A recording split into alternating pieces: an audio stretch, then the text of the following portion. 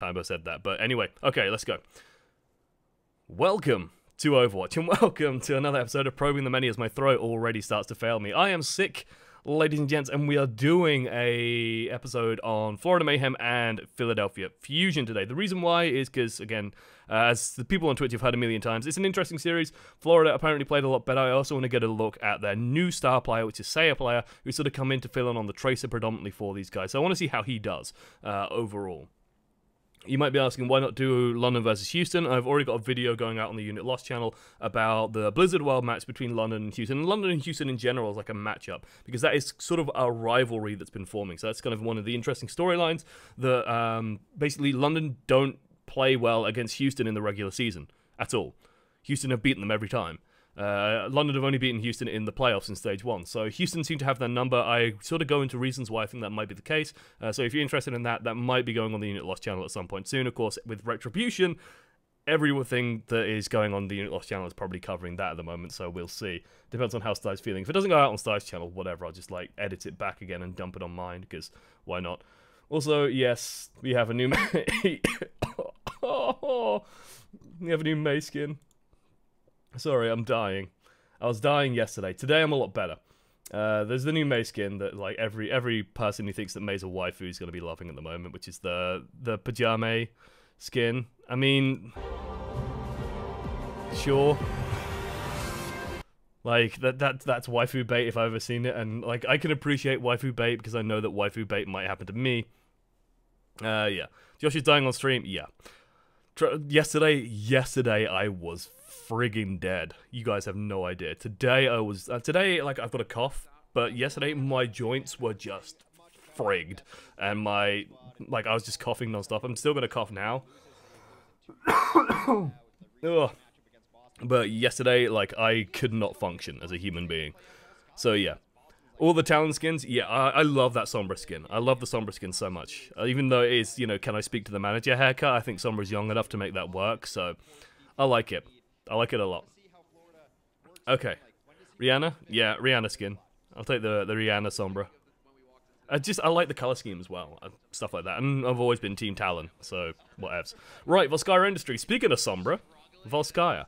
Volskaya's an interesting one because the new Sombra like plays less nice on Volskaya than the old one, so it's like there's kind of a trap I find mentally to go, oh yeah, Volskaya is the Sombra map, because I don't actually I think it's kind of a trap just to assume that new Sombra functions as well as old Sombra on Volskaya. The reason being is because old Sombra used to function on Volskaya by giving you a very strong first point, right? Because you could do that by just playing on top of all the health packs, you stand everyone up there, and because people are taking damage and using those health packs, you get EMPs, and you get an EMP every single fight.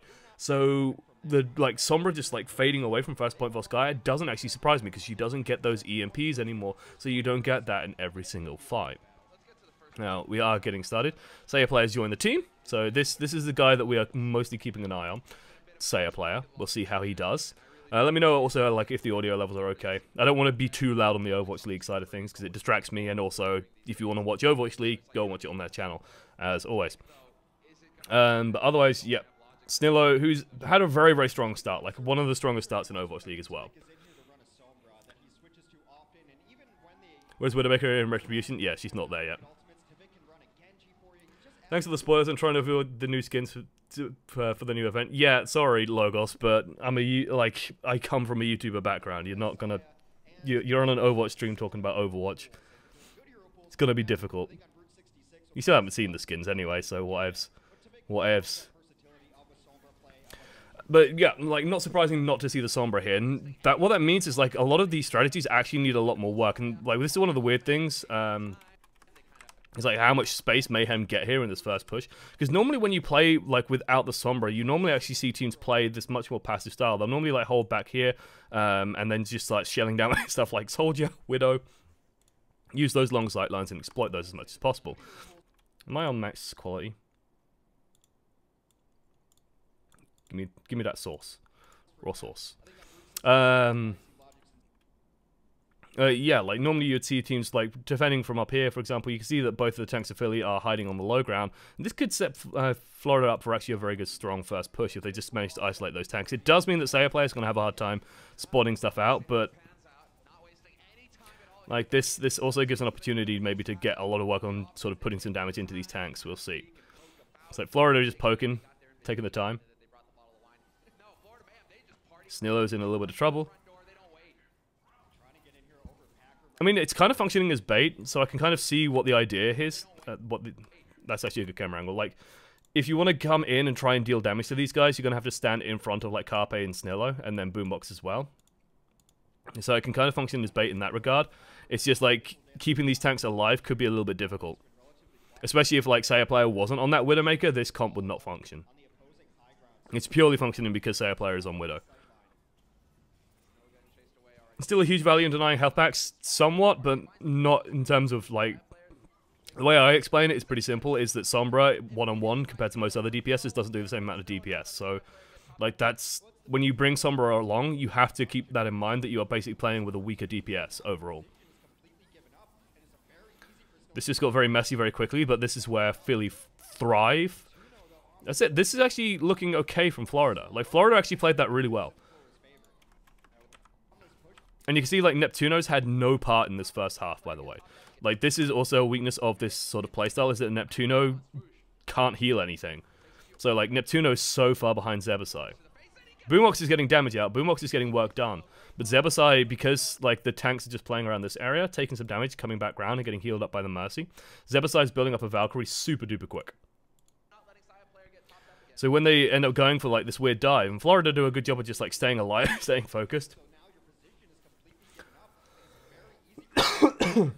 When this fight starts, they can just pop the Valkyrie and try and get some stuff out of the back of it. And so the question now in my mind is, like, why didn't Boombox trance that? Because they needed something just to keep them alive during this. Carpe's carrying, but this is still, like, with spawn ratios, the longer this fight goes, the better it is for Florida as well. Because Florida's reinforcements come in a lot quicker, so Florida are fine here. And Boombox now being dead means, yeah, this fight is done.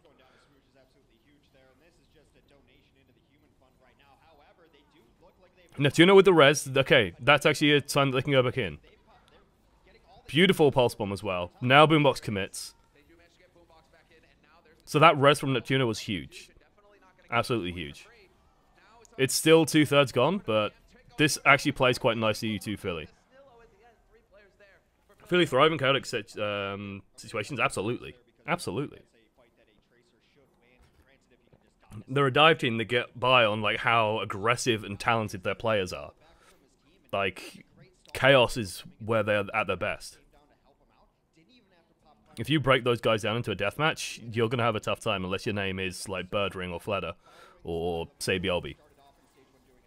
Very nice position out of Fraggy at the moment, but Trance is going to slow that down. That was a very, very nice use of the Zen ult, because they got a lot of value. Fraggy's doing a good job, like, isolating Zebasai, but Zebasai just needs to land a couple of shots and he's just going to float away. But he fails. Jesus, that was... Ugh. Zebasai? Like...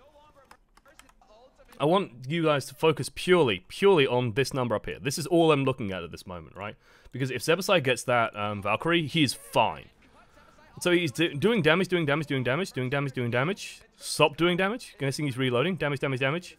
Is he reloading again? Like, there's 2 points there where he stops doing damage. And, like, that shouldn't happen. Would you say that Fraggy's as good at Winston as he is Ryan? He plays the same style on both, so we'll see. Tavik is actually now sub to Ryan. That's actually incredible. I'm a big fangirl of Tavik, so... Like, Philly did a very good job on the retake, and I think that's set them up with a lot of momentum here. The biggest question I have is, like, this use of Widowmaker on the offense. With how Philly played that position first time round, the Widow might have been worth dropping it for something else. It sounds weird to say, but we'll see.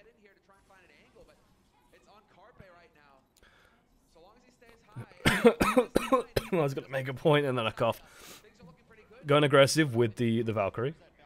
Again... Good to see, like, this is actually a good sign by Florida. This is one thing I generally look for, is when a team uses one of these defensive ultimates, or uses a support ultimate, if they can translate that into kills, right? And that is always the big question. Like, that's partially, so what you will generally see is, like, so Zebasai makes play, and then you want that turning into kills. the best teams will have a reaction on this side. You can hear my voice has gone screwy, by the way. And so you can see that the best teams will actually have a defensive reaction as well. They'll like just melt away and vanish. Philadelphia are generally pretty good at doing that actually because they are very agile. So they, like, you know, they'll play defensively. But the fact that they are turning, like, this is sort of 3 times now we've seen them use these ultimates and convert them very quickly into a bunch of kills. That's very nice. That's what you want to see, basically. The late Trank, though, gonna be huge. This is actually now disaster for Florida. And I think that could be that they couldn't finish the plate. Like, they had a winning opportunity and now they're, like, fucked. Because they're fighting down people. Slayer player has been very quiet during this on that Widow. Okay, I want to go back about... because that's over. I want to go back about here. Not quite here. Further back, further back, further back. Further back. Like, this moment here, Florida had a winning situation. This engagement. So we want to look at this one in particular. And, like, where did the fuck up happen? Where did the mistake happen? What didn't they do? Because they pressure out the tanks. They put a lot of damage on them. Back off, heal up. You see Zebasai's building up a huge amount of ult charge. Neptuno, meanwhile, is doing fucking nothing. Like, Philly are playing 5 versus 6. Neptuno is literally contributing nothing. And that's not, like, Neptuno's fault. That's just how this setup functions. They can't dive the back line, the support line, because the tanks can just move in and save those guys, so that's not going to work. Now, Boombox has also been doing a lot of damage here. So then, the res comes out from Zebasai. They engage on this one, I think. As, yeah, Zuppy goes down. Manhattan's turning into a monster, getting kills. Valkyrie gets activated. And, like, this is where you think, okay, Florida have done it. Like, they've taken first. Especially after this point here where Boombox dies in a moment or two. Like, the chance for Philadelphia to fight back passed. But Carpe winning out that duel against Slayer player, I think, was the cornerstone here. And it's just a case of, like, no one actually went to finish that off. Boombox dies, and then Tuno just gets a res on him. And I think the oddity is just in the decision-making at this point here. Because if you look at this counter, right, it was pretty much always on 2.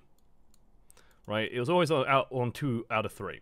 So, Florida needs to make a decision. Either you have that, like, you saw Swoosh just jumping in, doing some damage, harassing, and then he came back while this was still on 2. Either you have that on 1, and you just have one person capping, and you have, you know, Swoosh and Tavik out hunting, and finishing up kills, or you have 3, and you try and get the full cap. Half-housing that and not knowing to leave and go and find kills meant that Boombox had a little bit of space. Carpe has a little bit of space. And they don't actually get the full complete. So it's like a very fine-tuned margins thing, but I think that is actually a factor here. Because that res on Boombox, that's pivotal. Because now, after the bomb is used to clear the point, sure, Fraggy goes down, but killing Zebasai means that, hey, this is an advantage now. Philadelphia have numbers on the point, and now they can start using, committing these ultimates.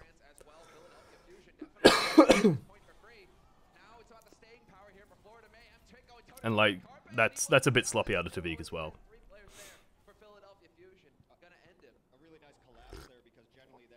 But that was the point where this is lost.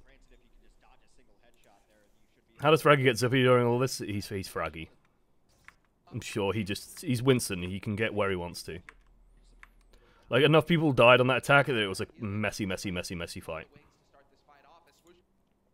And then we've seen the rest of this, so we'll skip forward. So this is difficult. That's an interesting lineup. Going the Orisa Hog. I mean,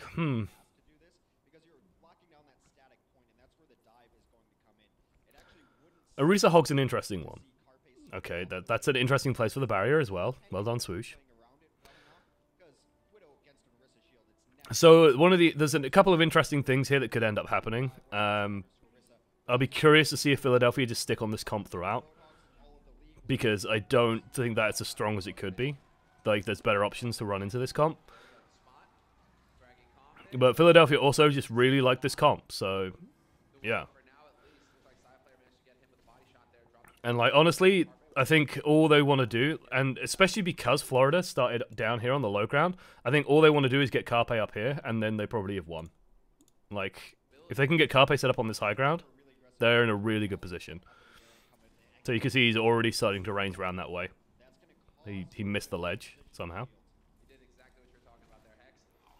Keeping an eye on Sayer player. Because my mindset is now like, how do you beat Carpe up here? Like, you just have to sort of sit the Widow back here, but then they're just going to, like, poke around the sides and just slowly grind you out. Very, very steadily grind you out. And, like, one Diva Bomb or one Pulse Bomb, and this fight is done. And Florida can't fight this very well. Jesus, that Winston damage is disgusting. So in my mind, it's like, if you're going to run this, then you want to run this, like, you want to go full on this. And so you don't put Snillo, you either don't put, sorry, not Snillo, you don't put Tavik on the Tracer, or you don't put Sayer player on the Widow, and you run a Junkrat with it. Because that has the mobility and the damage. This is done already. Like, Florida kind of did a half-half comp, and that never works out well. Because, basically, as long as Carpe stood up here, like, I get the theory, right? The theory is this, that you have the point, and it looks like this, and you have the Orisa barrier, and it just touches the point, and you just have to fight for this little bit of space, right? The issue is when everyone is in a small room like this. And so what you need is you need to, like, have some really, really high pressure pushing people out of that point. So this is why you normally see this comp being run with a Junkrat, for example, or a McCree. Something that really, really de-incentivizes that ability to jump in and go in for that backline. You generally run the sort of very, very high pressure, like, don't come near us, heroes. Running the Widow and the Tracer means that, okay, well, Philadelphia can just run in. Like, they don't actually have to be that scared of it. And as long as Carpe's up here exerting pressure on the front line, they don't actually have room to, like, push out and do things on the front. All they can do is try and send Roadhog out, but if Winston's just waiting up here and, like, Diva's waiting up here, or they're just, like, shelling at the point, it's not going to work. It's just not going to work.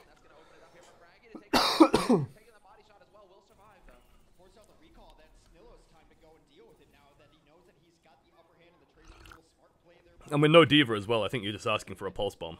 Like, so there's nothing stopping this happening. Like, they could have run the Diva in on the front as well and just made this easy. So, yeah. Frege has an amazing beard. He does. That was not a good showing from Florida. That was just tactical failure on Volskaya. I drove 284... Wow. Pixim. Pixometry, you cowards. I mean, that would have been the time. Okay, that was a very, very fast first map.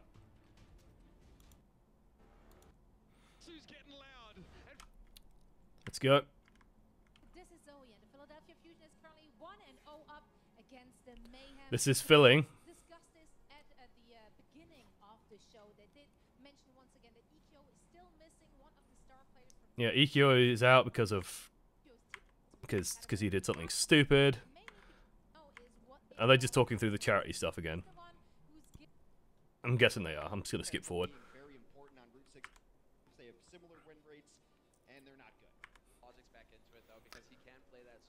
I can't, like, Zoe is magnificent. She's a great person. Superb host, very talented, has all her esports credentials. Very, very happy to see Zoe doing well in the Overwatch League. And everyone needs to treat her with the respect and care and admiration that that woman deserves.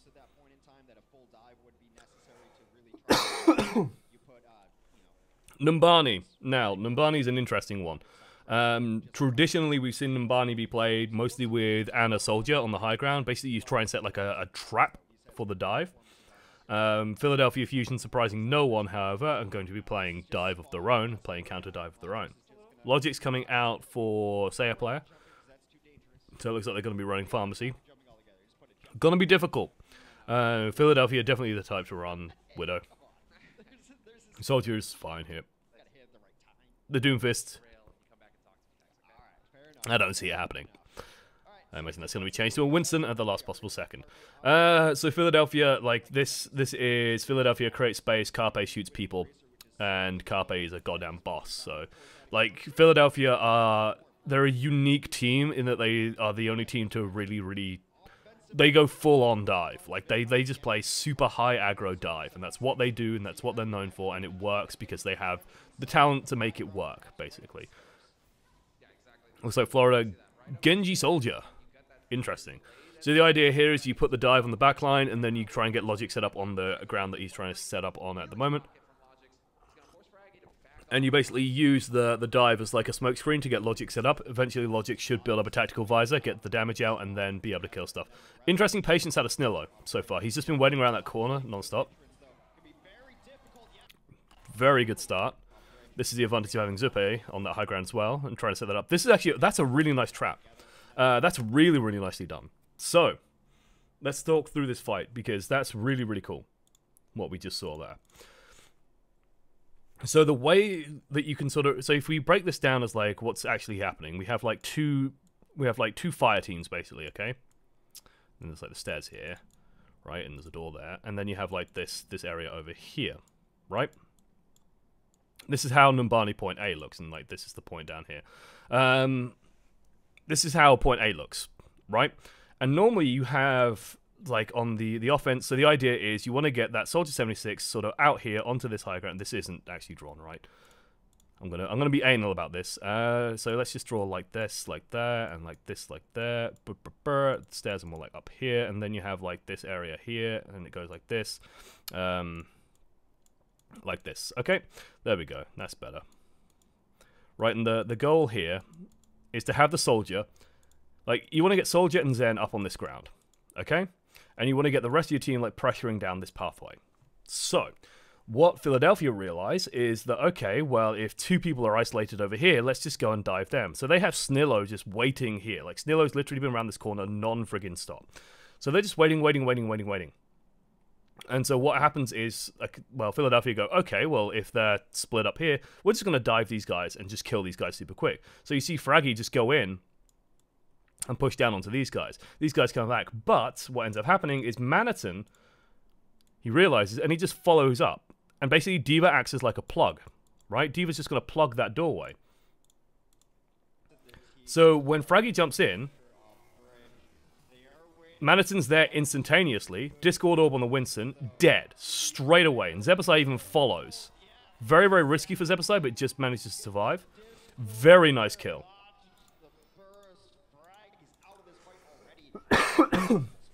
The super nice thing about that as well is that Fraggy can't be res there. And now this means that Soldier can now actually walk out here a lot safer. They're still being quite hesitant about it. Might be a little bit too hesitant about it, I'd say. Like, clock's ticking, guys. That's a Winston. He comes back pretty quick. Tavik dying is really bad. I'm guessing they're just hunting down Tavik. Like, what's happening with Tavik? This is... I won't try and use the all access. I don't think it works very well anyway. Yeah, Tavik needed help here. And honestly, I don't see why the team isn't just pushing out at this point. Like, all this is doing is this means that Fraggy can come back. They got the res, but I think Fraggy's already back. He's like, hi, I'm Winston. I just jumped. So that's a bit daft. And now it's like they've ceded the high ground advantage they had. Carpe has Infrasight. Makes it very difficult. Oh, that is... It happens, but it's icky. This is the usual kind of sloppy Florida that we expect. Like, this is not cohesive. This is not... Like, Swoosh should not be dying to this, first and foremost. There's no reason to, but he has done anyway. And then it's like, okay, well, Poco's just remeked. Why is Logix activating this? Manhattan needs to cover him, because Logix tries to use his tactical visor and push forward, but Carpe just starts shooting at him. right? And Carpe is good enough to where Logic's, even though he has Tactical Visor, he can't actually just run forward here, because he's taking Widowmaker shots. And, like, you can't even see and shoot Carpe. And then Boombox just puts a right click on the corner and kills him. And now Florida are fucked. And, like, they had a huge advantage at the start. They had a superb advantage at the start. Ugh.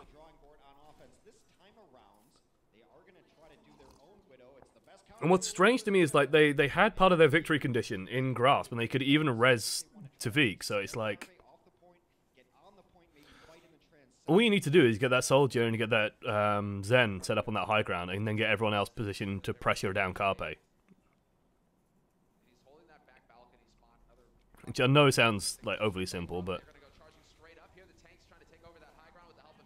what's been interesting on Numbani is we have seen Moira's coming out more on that sort of role. Ew. Ew.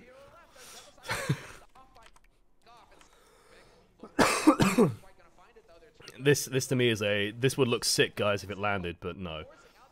No. Very, like... aggressive trance, but again, we see it turned into at least a kill. Logic's is getting slammed around, though. Like, this is a very aggressive trance from a team that is already behind, so that always is slightly sketchy to me. I agree with the questionable idea as well. They do get 2/3, but the retake here should be strong. Should be strong.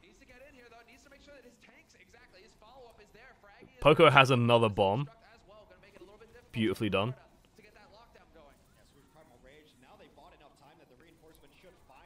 And the blades paid off for them. Killing Snilla with it was a big deal. And you can't really stop that happening either, so... that's... well, Snillo could stop that happening, but Boombox couldn't. Beautiful shot. And there we go. Now Carpe shut down. I mean, they've kind of ended up with that winning situation. Again, sloppy bomb out of Snillo. They've kind of ended up with the win condition in, like, the most roundabout way possible, right? Which is, they've got Logics here, and they have, actually, that's, like, right behind the thing, isn't it? No, it's pretty much good. They have, like, where I am now, hi! They have Logics and, Zuppy in this location. So they're not on high ground, but they still have, like, Overwatch on, like, the reinforcement line. So if Philadelphia want to try and get something done, they have to run in front of 2 long-range strong heroes, which is nice.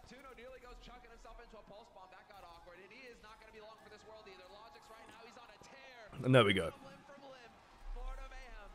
Philadelphia, I think Philadelphia could have been more aggressive on the retake. That was where this sort of fell apart for Philadelphia. Like, Florida threw a lot into that retake, and it's like Philadelphia had Transcendence during the Blade, and yet still didn't manage to regroup and just push in and take it back. Part of that is due to how Widowmaker functions. So Widowmaker sometimes will just not... like, in times when, say, a Soldier or, you know, a more normal outgoing DPS would just turn it into kills, Widowmaker can miss a couple of shots and suddenly you have nothing. She's very much, like, feast or famine at times, so...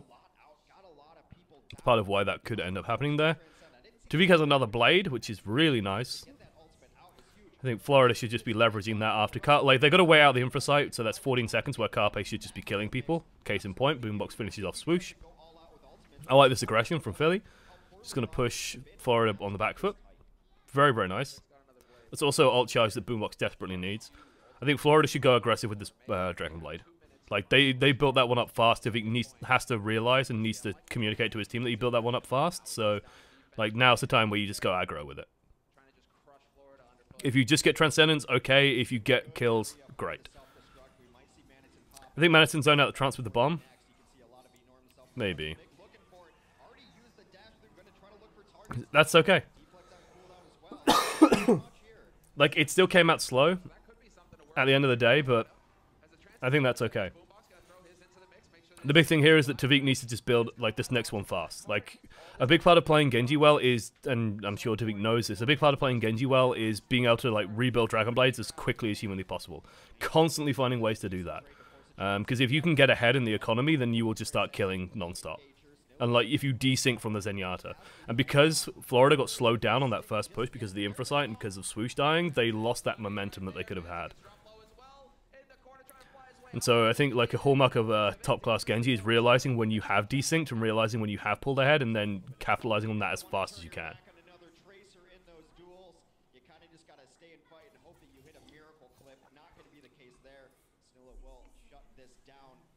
Okay.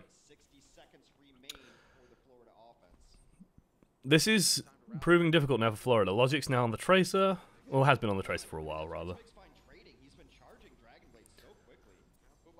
Yeah, like that's a big factor here. But it's like Florida, again, they don't seem to know how to capitalize on it. It's like the overarching structure of their play just seems weak. I think they have individual talent. I just don't think that they have, like, decisive, capable shot calling that knows exactly what it needs to be doing. And there we go.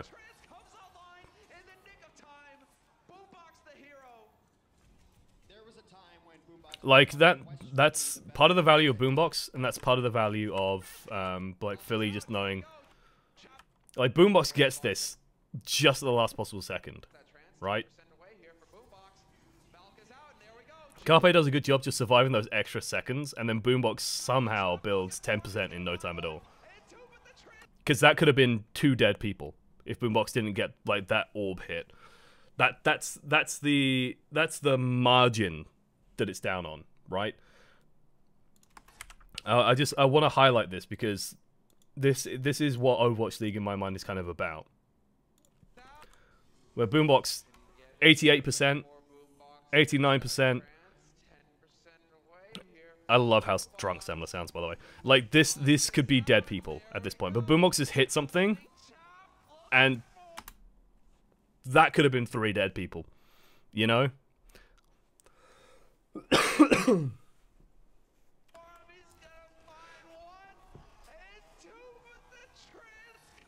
Yeah, oh, Semler. This happens to people when they cast Overwatch, by the way. So I see Poe commenting on it that Semler's basically called out that, oh, he's gone in, and he's got 2. Semler is casting what he thinks is going to happen and not what's actually happening. That happens a lot in Overwatch. But honestly, like, it's not the biggest deal in the world. It's honestly not the biggest deal in the world because he managed to carry it still with his tone of voice and then sort of resuscitated it with what was actually happening at the end. But yeah, it's a bit of a boo-boo. You feel like a complete moron. You know as you're saying it that, wait, that's not what happened. It's a very important thing in Overwatch casting to not cast what you think is going to happen, but what actually happens, and that is difficult. And Pleb ranked is dictating the first 10 seconds. 30 seconds. Oh, comms. Florida comms. Starts off with monkey. Let's turn this up. I'm gonna go... Monkey on me. I need help. Main. Don't help you. I'm on mark. 5v5. Monkey low. I'm already on monkey. Okay, I'm behind point. Yeah, I'm coming. Mercy point. Mercy discorded. Mercy 1 HP main. I can deal with main. Can you go forward? No re. Taser no re. I'm ulting forward to a twig. Careful twig. I'm bubbling. Back in. Nice. Widow. Mercy no re. Going to back. Coming back main. Almost back. Main point. Not too bad, actually. That also highlighted what happened with the trance. Just, I think, a little bit perhaps overcautious. Philadelphia decided to go back instead of going in. They could have probably gone in at this point with that trance. But that just means, like, this is actually a very, very nicely placed bomb as well. Just in Manhattan's credit, like, that's a really good bomb. Just past the corner. Puts the enemy in a lot of indecision. That's generally where you want to park these. So, very nicely done. Bit of a shame they didn't get the Mercy, but hey. It takes you every time someone's house. Monkey, yep. I'm very tempted to, like, bring up one of the old Team UK VODs and let you guys listen in on what, like, Cruz sounds like. Because Cruz does sound, you know, Cruz does, monkey fucked up. Get monkey. Okay. So this is, actually no, this isn't what we normally see. Ooh, oh no, oh god, I don't like this. Okay. You know that I rally very heavily against Ana Moira. It sets you up for losses in my mind. because you don't have any good answer to like a powerful ultimate. So if at the moment with what Philly are running, like the Philly seem to be loving the Widow Tracer, clearly love trash ships. This combo works okay against this, or rather this combo works okay against this. But if Philadelphia swap to a Genji, swap to a Soldier, swap to anything with those ultimates that just like wipe teams out, this combo stops functioning completely. Because you don't have an answer to Dragon Blades or Visors or anything like that, aside from just not being there. Now, I was going to say Moira Soldier is actually becoming more popular on this map. It's sort of, and it's usually the Moira replaces the Ana, and you generally run either a Zen or a Mercy. The idea is, so what the Ana and the Soldier give you is on that first point, because, you know, if we draw the point again, you see my artistic skills before, so you have like this high ground on this side, and then you have like this high ground on this side, right? And then you have like the tunnel back here. You have the point here. Normally you'll see teams like stand around here. Okay, the idea behind the Ana Soldier is that what you can do is if they dive on you, you drop down, you drop a heal field, you put the anti-heal grenade, you put the heal grenade down, everyone gets healed up to full, no problem. Like you can survive pretty much anything, and then you just sort of fight, use your poke, and then just make your way back onto the point. So that's kind of standard. It's been changing to the Moira because the Moira is less vulnerable to a Diva just sort of coming in and eating up the grenade. You can still get a lot of healing out very quickly, and if you're clever about using your orb, you can still get results with that. So generally, when we see this comp come out, we generally see the Moira replacing the Ana. So this is kind of interesting. When is the Ana and Moira appropriate or good at? Then when is Ana and Moira appropriate or good in your opinion? Very rarely. You lack the big support ult. So yeah, I think Hex has hit the nail on the head here. This is picks, like purely out of Philadelphia. This is no surprising. They're going to play for picks. If Carpe can get a good shot in, perfect, done. If Snillo can get a good angle in, perfect, done. So what Philly want to do, like the hard part about this, this dive that they're going to have to do now, is in the setup. Snillo needs to get his ass up here and then get into the blue tunnel, into blue. If he can get into blue, that means he can kind of strike at any location, because the hard part, and this is why you saw the Genji Soldier on the offense of Florida, because Tracer has to sort of get set up. You have to sort of get her in up here, and then she can either come out on the high ground on the opposite side or come out up here on the high ground here. Without that setup, it's difficult. You should prepare yourself, mock-up mats for explaining. Yeah, but I don't know. I like my drawings. It's a very good start. You can see Carpe completely blocked out as well. This is good positioning out of Florida so far. Swallow Carpe out. Supe's died first, which is alarming because that shouldn't happen. This is also the advantage of if you run that Mercy instead, is you have that res. But Logic's hunting people down. Good job, Logic's. Very nice.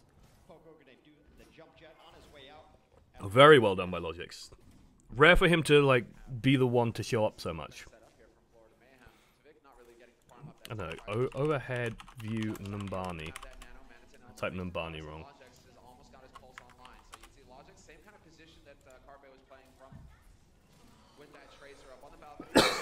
This is why, by the way, I don't rate Widowmaker on first point Numbani. This sounds weird to say, but Widowmaker first point Numbani is very... The sightlines aren't as good as you think, is basically what I generally have found. Because you either, like, if you get set up here, basically you're just like a huge sitting duck. Like, it's like, look at me, it's Widowmaker, way, oh, Widowmaker, smug French lady, smug blue French lady's over here, or smug blue French lady's over here, and it's like, it's blindingly obvious, and you have to come all the way to the corner, and then you're like at medium range. It's like 20 meters to any target. You have to fight from down here, in which case you're in like a little sort of, please shoot me, I am in this tiny little area down here, please kill me. So you don't want to be there either. And so it's like, anywhere you go, it's like 30 meters distance. So the sightlines on first, I find, aren't as good as you would expect. Especially how people sort of stay behind. What's the VOD of coaching the cast? I thought it was odd that you said you wouldn't want to do a commentary on the OL casters when you do commentary on professional players. It's actually an interesting point. I don't know. I don't know.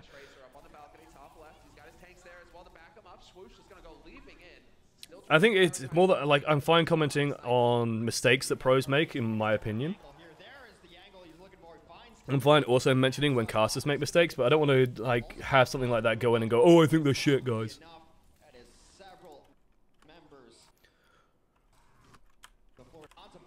And I think I spend a lot more of my time looking at Overwatch gameplay than I do looking at casting, so I think I have more of an authority on gameplay than casting. How about defensive Widow and Numbani first? I'm a little bit keener on that because you can have your team play around you a lot more and just be a lot more defensive with it. In which case you generally like play from back here or like over here, and you can use this to just like drop down and then bounce back up if you need to, or you can use this and like hop over if you're feeling really sassy. Or you can even play from like in here, which Carpe was doing a lot, which is actually gives you like if they're coming down main and you play from behind the point, very, very powerful. So yeah. I also think, going back to that, like, the coaching the cast stuff, when I watch Overwatch League, I sort of pay very close attention to what the casters are doing, and do that for more of my personal learning. When doing this, it's more about the overarching strategies and less, like, needling down on what specific players are trying to do. It's more to gain an understanding of the game as a whole than to gain, like, specific critique on specific players quite often. And, like, I think that Philly are winning this, by the way, not because Carpe's playing Widow. Like, that's a beautiful kill, but honestly, like, Carpe's playing a lot like you would see a soldier play at this point, right? He's mid-range, gets a beautiful headshot, but that could be a rocket and a couple of left clicks, right? This is just Philly executing the dive super well, and Zebasai's nanoed something, but... What even got nanoed there? I'm guessing it's Logix? Not Logix, Swoosh. And I'm guessing Philly just, like, ran away a little bit.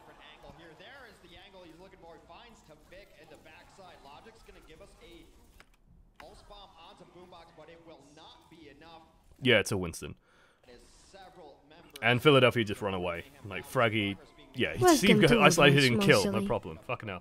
Been a few weeks since watching, because I had to move, but here's my 14-month subscription. Thank you, XDavX. Hopefully the move went smoothly. Hopefully the move went very smoothly. One of the most stressful things on the planet is moving house. So I hope that went well. What should ladder players be taking from Overwatch League? It's a very good question. Very, very good question. In general, it's stuff like Megu actually mentioned. Positioning. Positioning more than team comps, because Widowmaker, for example, isn't going to work in Plat as well as it works in Overwatch League. The reason why is because Carpe and like Lynx have like 55 to 60% hit ratio and 15-20% crit rates. Plat players don't have that. So... And, like, Tracers aren't as good in Plat as they are in Overwatch League. So, like, team comps are less important. What is important is, like, positioning.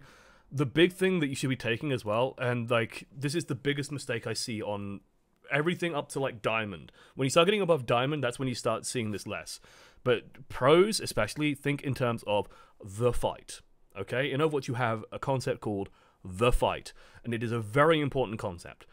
Because what you want to have is you want to have a team fight, and you want to have that team fight as quickly and decisively as you can. If you don't, what ends up happening is you get this long slog, this long drawn-out fight that basically generally benefits the defenders. Like the payload doesn't go anywhere, or the point doesn't get any more captured, it just gets contested, and so it just drags on and on and on. Uses up a lot of time, but doesn't actually get anything done. When you see pros play, you'll see them like engage, and they'll generally engage with like a Transcendence will be used, or you'll see like on this next engage you'll probably see something like Poco. Well, Carpe's probably going to use Infrasight in a couple of seconds. Poco might then throw in a bomb just to start off an engagement. Snillo's going to go in from a backline, and they're going to try and get a couple of cheeky kills as fast as humanly possible. Right? It's like a single unified decisive engage, and if the fight goes badly, Philadelphia will back off pretty much instantaneously. So they've actually dove in, they've used the Transcendence to cover them. There's the Infrasight as well, just to give them extra vision. They don't even need Poco's ult because Florida dove in on them. And so they just clean up, get the kill. Notice that no one on Florida is like continuing to fight at the moment. They're going to wait it out, get ready for the next fight, and then go from there. And that knowledge of like, okay, fight begins, fight ends, that's the most important thing to take from Overwatch League. And just try and like pick up on how the pros manage that and how, like the kind of things they do to make a fight begin and fight end. By the way, I think the Sombra here is not going to help in the slightest. I'll be shocked. Coalescence gets used. Friggin' beautiful by Philly. Beautiful by Philly. Notice that even Hex says, "Oh, now it's time to fight." Philly don't think so. Philly, play aggressively, play aggressively. Zippy ults, thinking, shit, yeah, we got a fight going, boys. Philadelphia, just back up. Philly, nowhere to be found. Look at Philly's health bars. They're barely moving. Fraggy's taking some damage, Poker's taking some damage, and now Coalescence is over. Okay, Stiller goes in. People going in again. Beautifully done. Completely drains that ultimate. Means that it has no impact in the fight. That said, Florida, use it to take some position. Turn it into some kills. Logix is actually turning up. Very nice Logix.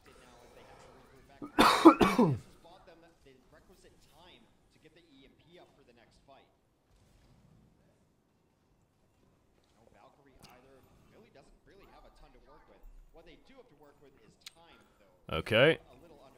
This has to be a kill. Good. Good. And then turn it into even more kills. DMET Poco, still Poco. He's going to have to throw himself off. Nice. Very nice by Florida. I think Philly, like, this is where I get worried.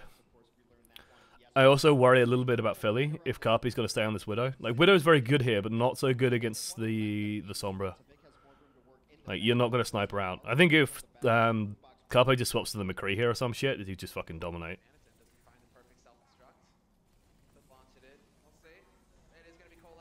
Florida just going aggro. Like, they kind of have to here. Beautiful. That's 2 support ults out of Florida. Florida want to keep this fight going. Philly need to back out. And Carpe, like, needs to hit something now.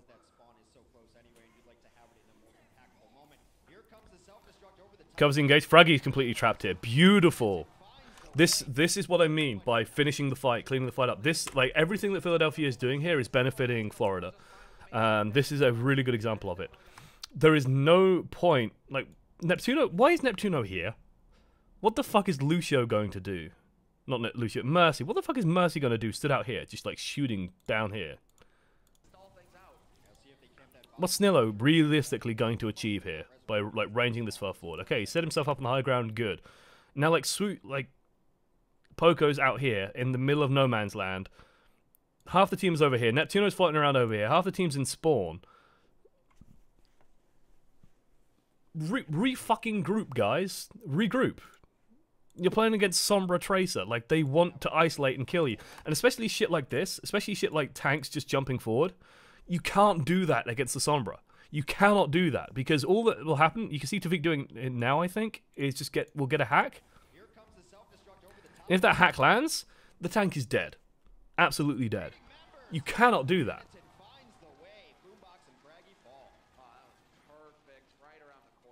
And Carpe gets a pick, but it doesn't matter. Like, well, it does matter a little bit because spawn distances, but Zebasai will be back no time at all.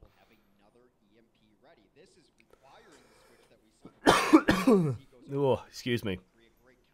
Didn't Philly thrive in chaos? Yes, but that isn't chaos. That's just fucking stupidity. Don't confuse chaos for stupidity. Chaos. Okay. Like, let me make this point absolutely clear, because that's a fundamental misunderstanding if you think what was happening there was chaos and not idiocy. This is chaos, somewhat. Right? Bomb ends up getting results even through Transcendence. 2 support ultimates get used by Florida. They commit more resources than Philly do, so Philly start backing out. Like, they're having a hard time confirming anything, getting anything done. Ultimates start whiffing. This point, Philly need to call, fight is done. Okay? Fight is over. Snillo is just setting up for the next fight. Why Poco is like this far forward, I don't know. This isn't chaos. This is just wrong. Right? This is just asking for Tavik to pop up and just hold right mouse button and Poco's dead. Or any of these guys are dead. Because this bomb just cuts off this point here. Now Fraggy's completely isolated. There's nothing good that can come of any of this, except maybe Carpe gets a pick or two, which is very unlikely. So that isn't chaos. That's not chaos. That's like 3 people still being isolated after a fight is already over. Is he got sights up? Shouldn't matter. Carpe swaps to McCree. Thank you. Thank you. I hope they just win in one push now. I will feel so fucking validated. McCree is actually on the upsurge. Very, very strong against Sombra, and Sombra's been like played more, so pivotal. Swoosh has taken a lot of damage. Beautiful res by Neptuno. Fraggy needs to just not die here. Perfect. Don't die. Haha, beautiful flash. Oh, look. Oh, look. Look what's happening. Look what's happening. Oh, God, I feel so validated. I love Widowmaker more than anyone else in the world, right? I adore Widowmaker so much. But there's a time and a place for Widowmaker. Have I called it too early? It's a big EMP. Poco staying alive is huge, though. Boombox is also getting a lot of work done at the moment. That's a good bomb. Still not enough. Poco's still alive as well. Very nicely done by Poco. Beautiful bomb by Snillo. Crazy fight, but Boombox again just proving how fucking good he is as well. Builds it up, and there we go.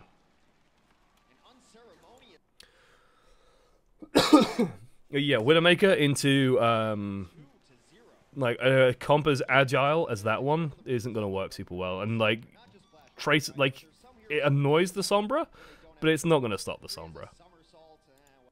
Ooh, we got match statistics.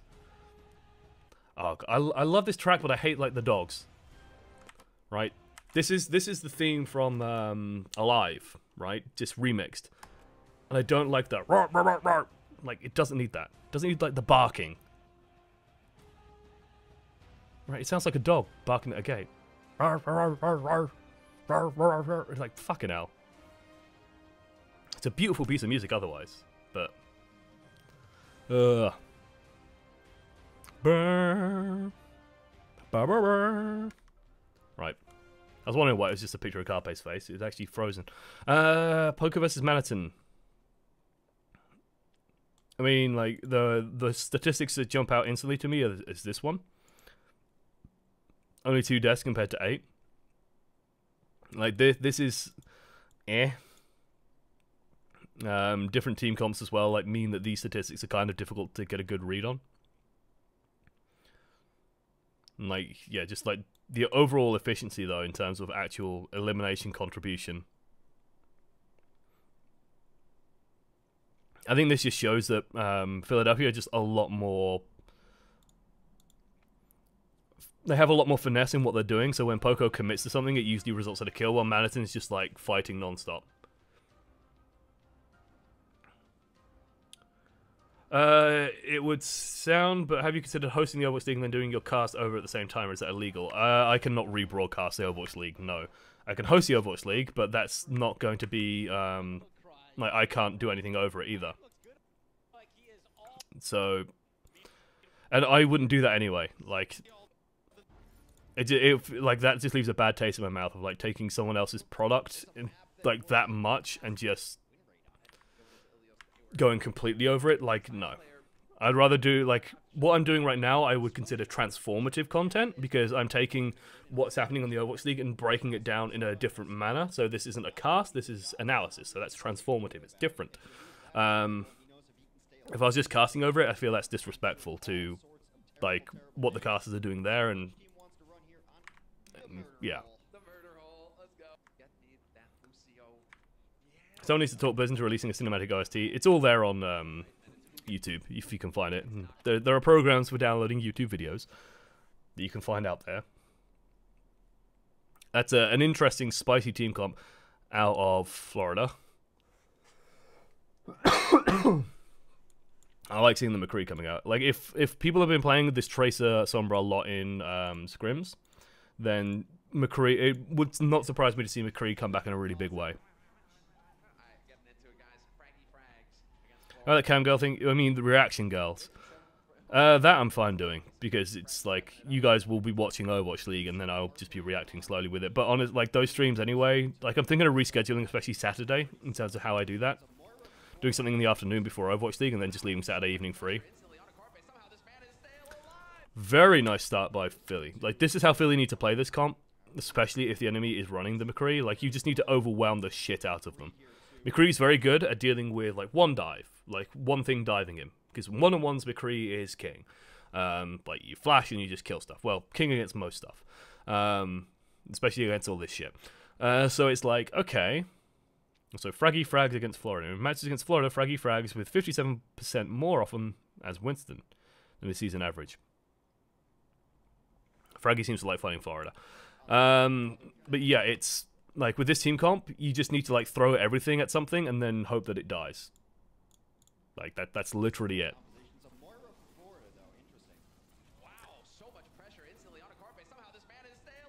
So yeah, like I like that. I like that just pure aggression. Pure balls to the walls aggression. And they both take a dip. Gotta get the mechs back, no problem.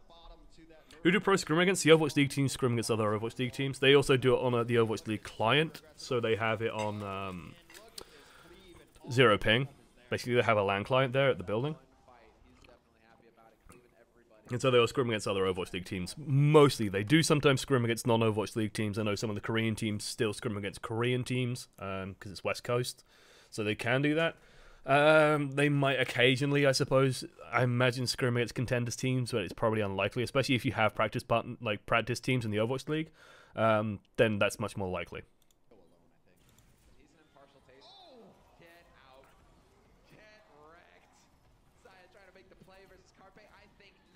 It's bold by Zebasai, yeah. Like this, so this is where, like, Florida have to be perfect when they're doing this shit, by the way. Like, you can't, if you're gonna do this balls to the walls dive, everyone has to go in at the same time. Do you know how Saya player doesn't die to a flash, to a shot and a flashbang? Is if Manitin is there covering the fucking dive. Right? But Saya player just goes in a little bit too early, and now it's like... Zebasai is in a one-on-one against Carpe, the tanks are fighting the tanks, no coordination, and it's not like Philadelphia split up, it's just they're all in one place, but people aren't shooting the same shit, so it goes wrong. Pretty simple.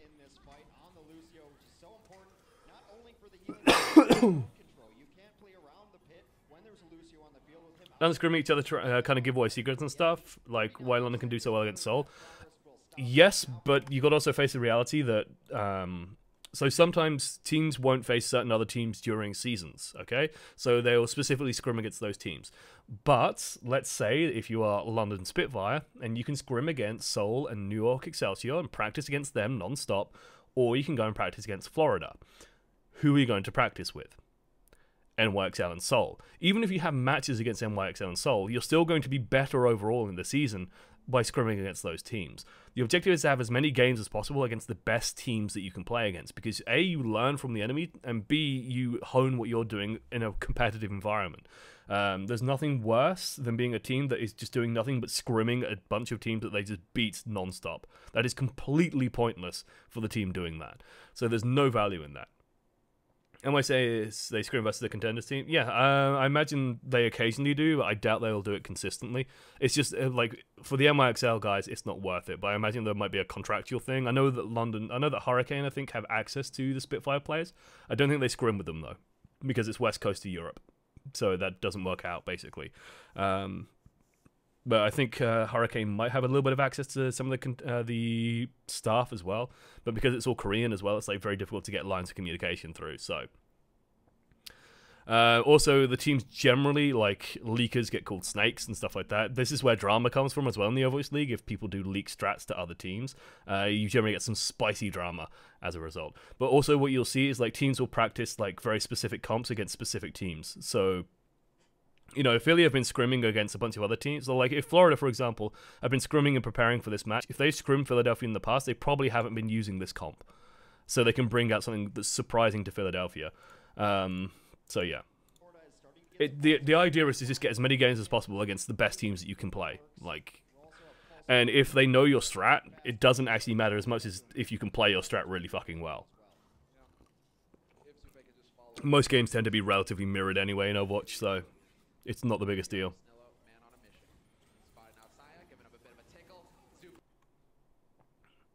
So again, Florida have to be super aggro. Like, they need kills super quick. It just isn't quick enough, basically.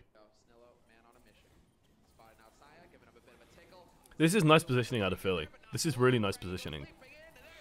I like any, like, this, by the way, like, this is the sort of shit you should take from Overwatch League if you are a player. If you're a D.Va or Winston player, I want you to notice how often the D.Va and Winston are not stood anywhere goddamn near the rest of the team. Sounds friggin' weird, right? I believe at the moment Fraggy's, like, set up either up here, and, like, the, you know, there's, like, little platforms up here and, like, up here. So he's either up here, I don't think he's going to drop down to up here in a second. So yeah, he's actually currently over there, so now he's over here. Then as for engage on the squishies, as long as he's a single jump distance, he can just get over here straight away. And he's literally now collapsing on the back of Florida's dive, just lands on Zippy. Easy. That's just good Winston positioning. That's just like Winston fundamentals. That's very simple for Winston, but you just need to be one jump away from whatever you need to do. Snake, yeah, exactly, Molly Bandit. Literally that snake icon.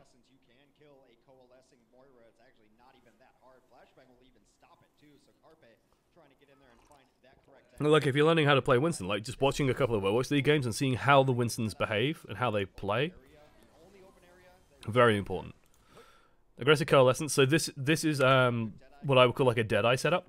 So actually, if we use the map in the bottom corner, let me check if I'm blocking it. I'm blocking it slightly, but we can still see. I could almost like do a weather girl thing, you know. We have high areas of pressure coming in from it, although like the camera isn't quite big enough. And I think if I make it bigger, it's not gonna do quite like look quite as nice. Because I can like drag this out, but you can see like reality starts like eking its way in, especially if I go like over here. Oh no, there's reality. So can't quite do that, unfortunately. Let's bring that back down. Let's bring that back in. No. Oh god, OBS, please, OBS. Thank you. Okay. So the important factors here. So if you focus on the map, focus on the map. So this is a Deadeye setup play. Okay. Fraggy's holding relatively close, Poco's holding relatively close, Sniller's holding relatively close. Both supports are there for the McCree. So what this means is if the dive goes in, again, super aggro onto Carpe, both Poco and Fraggy can just jump back to him. Excuse me. They can both do it super quick. They can both jump to him as quickly as you like, protect him while he does something. Sniller can also just put pressure in on the backlines in that case, which is great. If they try and do something to Fraggy and Poco, Carpe can then cover them with a Deadeye. So this is like purely to prepare for that Deadeye. So they're going to try and bait Florida onto the point, activate Deadeye, maybe get a cheeky kill or two. Or if they don't do anything decisive, Carpe's just going to kill people and shoot people in the head.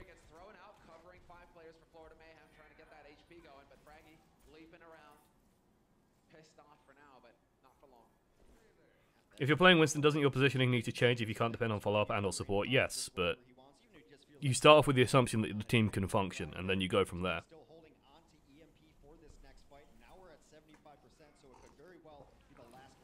And in general as well, like, the places where Fraggy is standing is like good positioning anyway. Even without the team, like, spoiler alert, on this map, standing here as Winston is a really good idea. Right? You can hold around this corner, you can play around this corner, if you need to, you can jump back towards your supports. You can get a lot done from there. If you want to play more of a counter dive style, you can actually stand for, like, on the opposite side over here, and just, as in on the high ground area over here, back towards your spawn side. So you're out of line of sight, you just bide your time, wait, and then jump in on something. Like, it's all functional positioning. Even without a team, it's still functional, good positioning.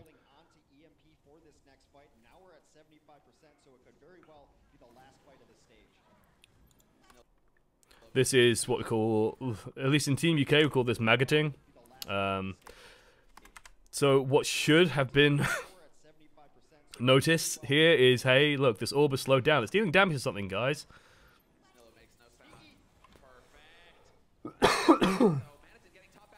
Can we not ignore that?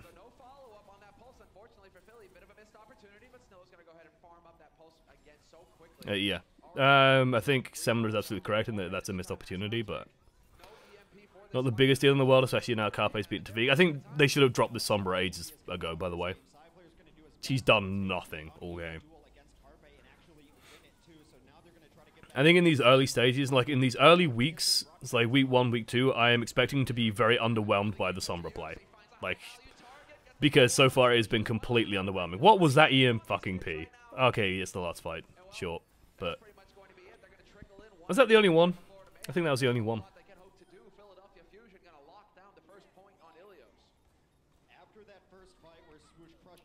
I know they missed the tracer. No one was paying enough attention to the orb. Like, it's easy to miss, you know, something hiding in the corners, but if something hits that thing, surely that's not the only EMP.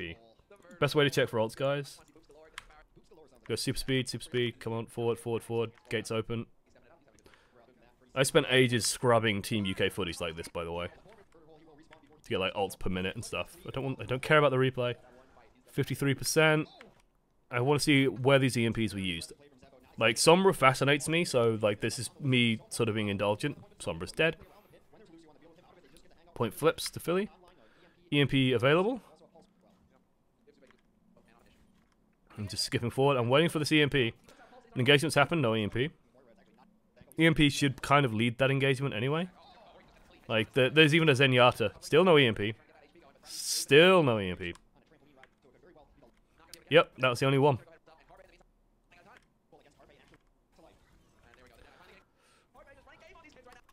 Complete dead weight. Complete dead weight. And, like, I say that because Sombra, like, EMP is a good ability. Like, EMP and hacks are really powerful. This is a man making faces for the camera. Trust me, I know all about that. It's like, Sombra is...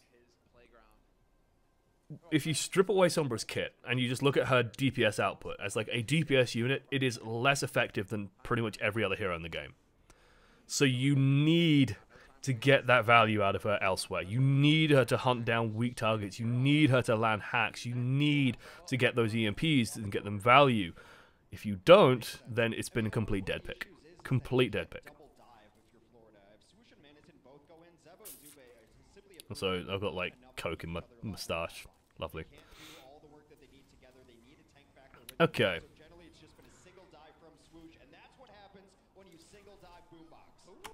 Yeah, that's... Like, this comes down to the Widow play, which Carpe's been, like, completely dominant on, and the focus of the dive. Yeah, Swoosh just gets isolated on its own, takes way too much damage. Luckily, Swoosh, like, died in a location where he can get picked up. Like, shout out to Swoosh for doing that at the very least, of jumping back to safety, so he was picked up. With Carpe dead... Oh no, Carpe was res, wasn't he? So he's involved.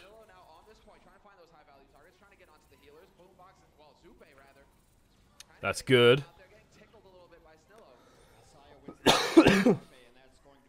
Snillo is desperate for healing at the moment. There we go. They know that they've lost this fight.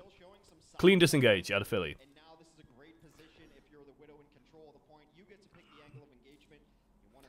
Okay.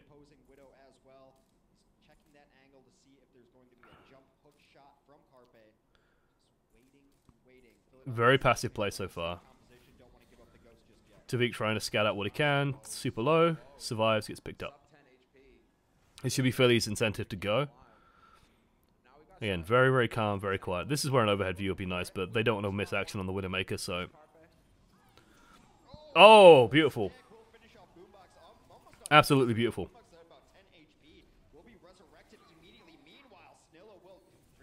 It's a bit of a waste, but hey. Both of them rezzed. Mercy's still a good hero, by the way.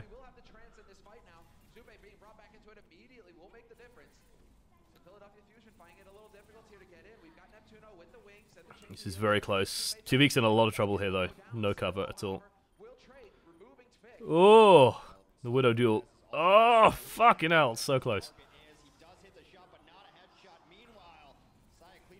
Okay. It's fine. It's fine, it's fine. They got Boombox's ult. Honestly, this fight should have ended the moment that Transcendence came out of Boombox. Although, no, Philly. Like... Oh, that Boombox ult came out a second too late.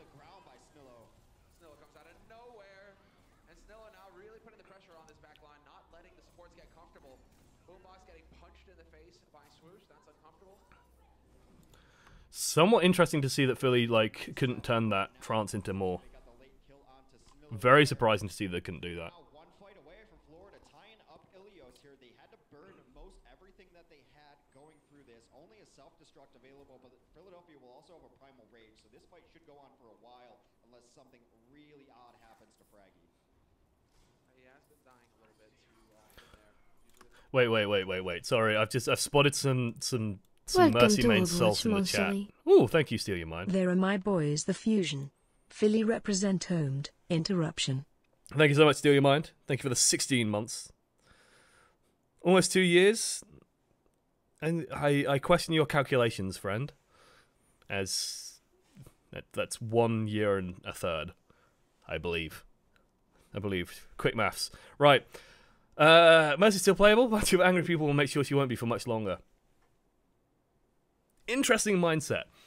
Very interesting mindset. Because if Mercy's still playable, if Mercy's in a really good position right now where she's not too, you know, the res isn't oppressive, it takes a little bit of skill to get off, and it takes like good teamwork to get off, and yet she still contributes a lot in terms of healing and damage output, doesn't that kind of imply that every state before now, especially with since the rework, every single state getting to this point has been overpowered, so the nerf has been required? Surely that's the case. So complaining that, oh, Mercy has been targeted for nerfs, surely that's a sign that, you know, she actually might, you know, if she's in a good position now, she might have needed those nerfs. She might have needed them.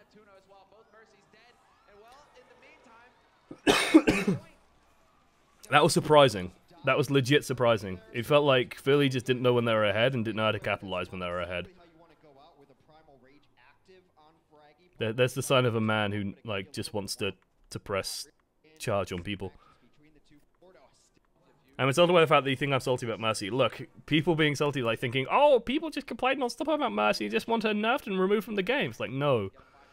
She's actually in a good position now. Everything before now has been obnoxious as bloody hell. So I'm kind of glad that it's not that case anymore. Okay. Again, dive has to be perfect. Engagement has to be perfect here. Boombox in a lot of trouble. Where's the follow-up? Where's the finish? Everybody is damaged. I know they're all in a small room, but come on now, really.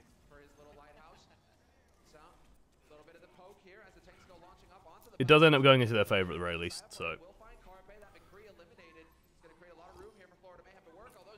That's a big kill. Why is Fraggy there? Again, just, I don't know why Fraggy's that far out compared to the rest of his team. Brigitte is annoying as hell. Yeah, Brigitte needs some nerfing. I'd be shocked if she doesn't get nerfed before comp comes in. Otherwise, she will just be must pick. At least must pick in a lot of instances. Or we'll just see Pharmacy in every game. That could also be the case.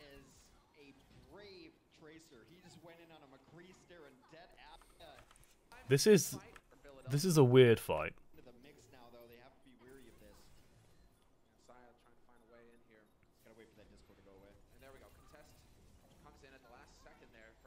Playing a bit of a whiff bomb. Yeah, the target focus is not good here.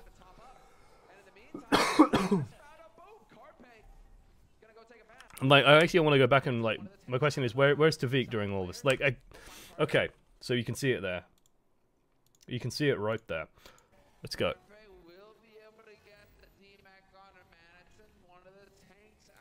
So, like, Tavik is getting set up still to try and do something. Saya player's already engaged in like a 2v1. Tavik is still coming out of stealth on like half hit points. Why is that the case? Tracer Sombra needs to be really unified and focused. And if you don't do that, it's gonna screw you up completely. Ugh, my glasses are filthy because I've been coughing all day.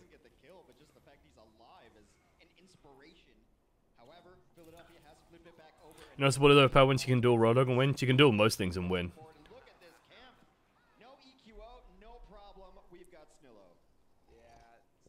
The only thing that she can't really duel and win is a Farah, and that's kind of shocking. Yeah, I mean, I heard there's this really terrible game where all you do is hide in bushes. Wow, Hex throwing shade on Fortnite. Oh. So again, this is you know, Pine level play. Let's just put McCree like super far back on high ground and then force the enemy to have to panic about what I'm gonna do. Oh, Zippy, that's sloppy, sloppy. Ooh, hello. Paid actors, paid children. Any tank can duel against Brigitte and win. Is one of the really most satisfying combos if you can pull it off in the game. Is you start running the Deadeye, then you get a Primal Rage, you just start knocking targets into the air. It's like shooting clay pigeons. Oh, were you trying to hide? I don't know. Take a look. Get some sun. Let me put it this way: Brigitte is not a fun hero at the moment. She's just not exciting at all The boost is up, and so he's not going to be able to do it. for anyone really. That's a really nice hack. Like finally, hey, Sombra doing a job. Now getting in here into the thick of things. He's got the EMP. If he can find those healers, he'll be more than happy. But Boombox and Neptune are way out of harm's way. Very, very dead. McCree has to use a lot here. That's a beautiful bomb. Oh my god, that's so cool. You didn't see that. I'm gonna go back and play that in slow motion because I think this is super cool. It's like action movie stuff. Oh, I thought Poco went out the window. Oh, I'm so disappointed. I thought Poco like managed to position it so he like ejected out the back of the mech out the window on the high ground. That would have been so cool. I don't think that actually happened. I think he just sort of ended up in the corner awkwardly. He might have ended up on the roof. Oh, sick flashbang shot there from Carpe. We'll get the fade away, and now Sniper main mad. As a sniper player, I don't have to give a shit about Brigitte. and well, Carpe helping out. Another kill. It's the Genji and Tracer mains that are mad. So quick, and hey, you got nowhere to hide. You can't go out in the open. I just think a hero that can do 150 damage combo every 6 seconds is, and have like 850 effective hit points is kind of insane. Or more than that actually, because she self heals. It's kind of crazy. No Sire player. Why? Why? Why? I know it's a pulse bomb, but come on. You need that pulse bomb. The beauty of a bomb. It's a peach. It's an absolute peach. Florida are running one of the highest execution team comps in the game. They are trying to play one of the hardest styles to get working, in my mind, which is Tracer Sombra. It has to be perfect. Like, the engagement has to come precisely. Sombra and Tracer have to engage at exactly the goddamn same time. Or Sombra has to engage first with a hack. Otherwise, it just flat out does not work. Maybe reducing the bash damage? Yeah, I think the bash damage needs to come down at the very least.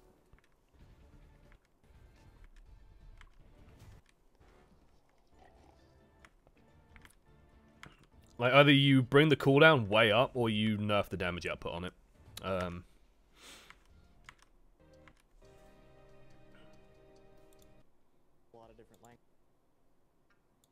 Yep. Route 66. Should Brigitte be tweaked? Her name should be changed, first and foremost. Lol. No. Yeah, I think if you nerf her bash at the very least, because, like, it's kind of ridiculous. That, I think, like, just the overall damage on her abilities just needs to come down. I think that would actually go a long way to it. Like, you either want her to be... If she's going to be a CC beast, then she's going to have to be, like, completely fucking useless as a support. Because right now she brings a huge amount of presence.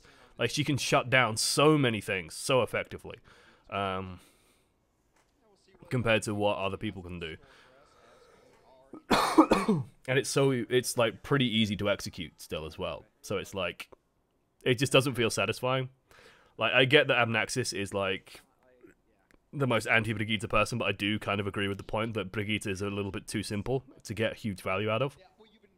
Like, the moment that bash connects, you have a dead Tracer. And if it doesn't connect, then you get another one in 5 seconds anyway, so it doesn't matter, and you can just hold right mouse button until that point. And just left click every so often, and then hold right mouse button while you regenerate. And it's kind of insane. Like, there's no easy way to punish a whiff, and because of that, it just feels really, really bad when she whiffs and just puts a barrier up and it's okay. And you can't do anything about it. That's sort of been my issue with Brigitte so far. It's like there's no way of punishing her aside from just not engaging her. That's not an interesting design. Whoop. Bit of a whiff grapple there. Is Amnaxis the most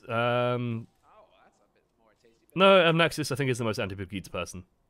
I don't think I said Artrag, I think I did say Amnaxis. Oh, beautiful shot.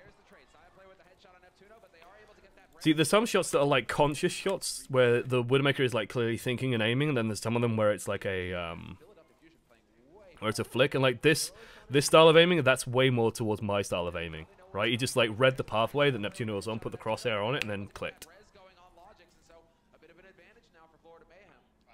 Best character to punish Brigitte is another Brigitte, yeah.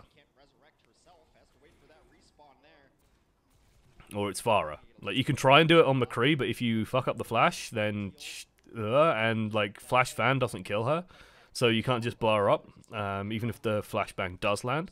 So what tends to happen is you will flash, you can, like, left-click and try and go for a headshot or two. And then she'll just put a barrier... Like, she'll hit you once, put a barrier up, and then just heal. And it's like, well, shit, now I can't do anything.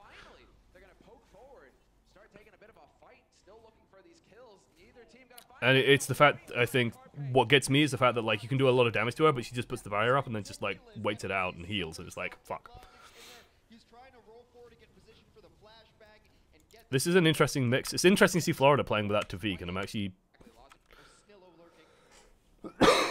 I mean, Philadelphia playing this style, again, doesn't surprise. This is a bold move. You can see how much they're playing around Carpe, though. I like Florida just playing purely around the payload here, though, and then like trying to bait Carpe out. Beautiful shot from Carpe, though, just keeps them in here. Zebasai ults. He's going to go for a res here, I think. Has to go for that res. You can see he's trying to set up for it now. Logic swaps to the Tracer. No. Don't like that trance. Don't like that trance at all. That's a defensive trance, and you're on offense. Please no. Lower the barrier health, or put a cooldown on the barrier. Make it so that if she drops it for a little while. Or something. I imagine that will feel really icky and like heavy, so they don't, but... You need to have a way of punishing her if she messes up, basically.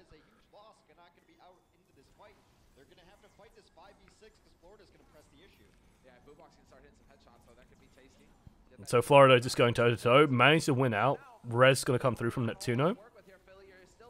Very nicely done, but beautifully done by Florida. Like, that window where the res is coming through is like a very, very vulnerable period, and they capitalized on it fully. This is decisive. This is decisive, cohesive play out of Florida. The moment Carpe dropped, the res began, and you just saw the tanks go in. That's what you want to see. They went in like the U.S. Marshals. What movie is that from? Is that Independence Day? Can't remember what that's from. How about the barrier takes 300 damage if she hits something with a bash? You mean like if she misses with the bash, then the barrier like takes damage, or she stuns herself or some shit. I don't know. I'm not a designer. Look at Slash's Twitter. What is Slasher tweeting now? What is he up to? That man. That pineapple. Can we get some pineapples in chat?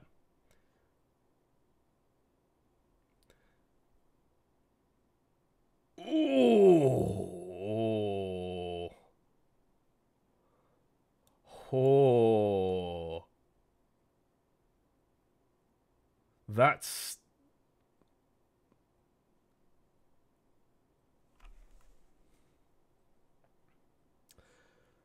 Okay. For those of you in chat, I'm going to try and hide some of the responses because they are as mature as you would expect. The situation around DreamCasper is being investigated by several reporters right now. I have been sent texts and messages, and it certainly looks like incredibly inappropriate behavior with a minor. A fuller assessment is expected soon. The fuck? That, well, that's career killing. Wow. Just wow. I mean, innocent until proven guilty, right? Like, innocent until proven guilty, but what the fuck? You know? Apparently it's a 14-year... Okay, so judging from what I'm reading, I'm looking through now. 14-year-old girl. Ugh. I mean, okay. Wikipedia, I'm sorry, I need to know, in a non-dramatic way, how old is DreamCasper? I mean, 14 is kind of, he's got to be at least 18, so like 14 is just, you know? Why go for, like, 14, and it's just, It'd be a pain in the ass regardless. Player information. Oh, excuse me. Okay, this doesn't say his age. He's like 19? Yeah. Like, he looks pretty young, but it's still like... If I had to guess, Boston Uprising just suspended him. Oh, shit. I think this is a dead career from a potentially, like, incredibly gifted player who's now completely killed his career because no one is going to goddamn touch him. Where's he from? From the US. He's American. He was actually being considered quite widely for Team USA as one of the DPS players because he's been so phenomenal. So, okay. Like, if he's 19 and it's a 14-year-old girl. I don't know what the laws are in the US. I know in, like, France, it's something like, you know, if you're under 20, then 14's probably, like, okay, but that's the French, because they're filthy. Man, that's still stupid. That's still so stupid. Like, the issue... Okay, the issue there is it's like someone with a position, like it's someone relatively famous who's been doing well, and like the benefit of the doubt here is like, oh, DreamCasper's like, he's doing super well, gets approached by, you know, I'm going to use the term e-girl, and then it's like, oh yeah, and now he's getting this female attention that, you know, as a nerd he never got before, and just does something really fucking stupid. But it's still really fucking stupid. Like, it's ugh. I'm gonna say again. Like, that's career killing. That is completely career killing. Yeah. No one's gonna want to be associated with him. No brand is going to want to associate with someone who's potentially broken pedophilia laws. It's just impossible. It's completely impossible. So yeah, that's a fun thing to find out. By the way, if you don't know why Slasher is a pineapple, let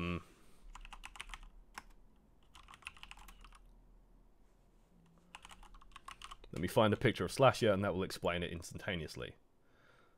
More modern picture of Slasher. Modern pictures of Slasher. This is a good one, right? This is why Slasher is a pineapple. Okay, because he often has, like, this haircut, often with, like, dreadlocks, right? So he looks like a pineapple. And he has, like, a very, very slim head. I mean, like, guys, all you have to do is, like,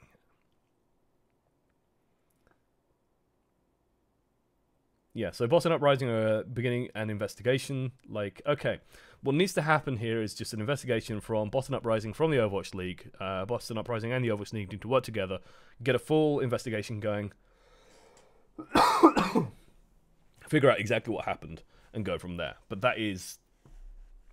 that's career killing. Like, even the allegation alone, even though it shouldn't be career killing, that's still career killing. The reality is that, like, the allegation, and apparently there's evidence as well, is just like, done. That sucks. That sucks for DreamCasper. But guys, don't, like, if you're, let's say if you're 19, like, stick within about 3 years of yourself, okay? If he's 19, it's a 17-year-old girl, whatever. It's a 16-year-old girl, that's still a little bit creepy. If it's a 14-year-old girl, that's exceptionally creepy. Mistakes just made the sign line. Oh, God. Not like this. He's 21. He's 21. Oh, fucking hell. If you're 21, then... No. 18, sure. 17, like, that's still icky. And listen, like... Teenage girls are just a pain in the ass anyway.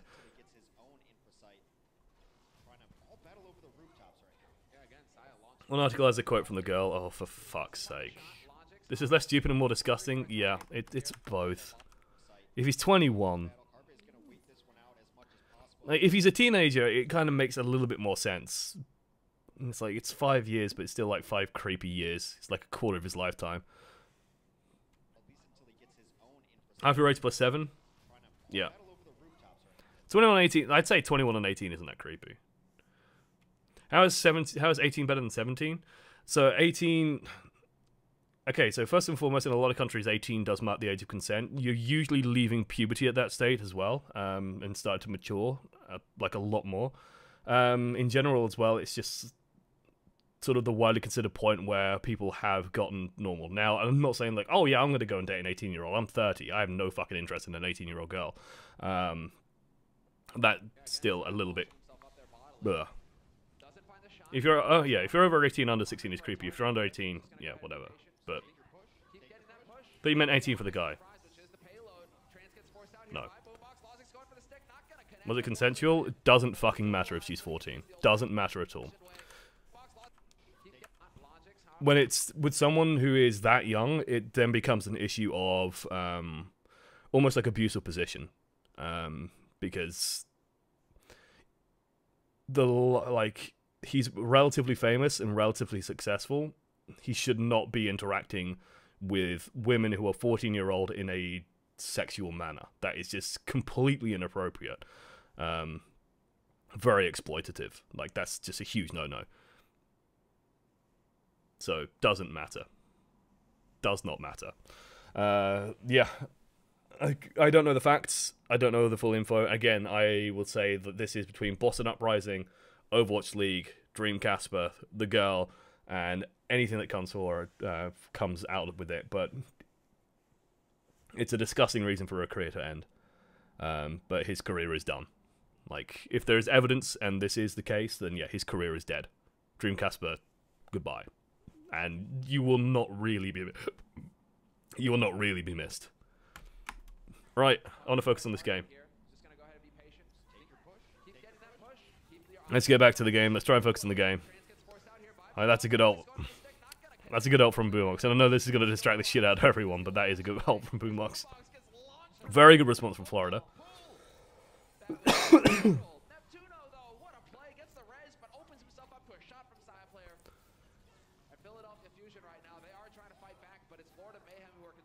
It feels like Florida are actually doing better in these scrappy fights.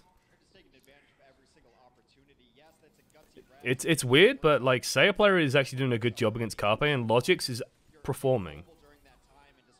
Like Logix for the longest time I've considered the weak link on Florida, but he's actually really doing well here. And now that they're just running this comp and just running it like they should be running it, it's really going in their favor. That's a bad miss. Beautiful shot there. Res comes through, but this is going to be too late again, I think. Yeah, they can't contest this.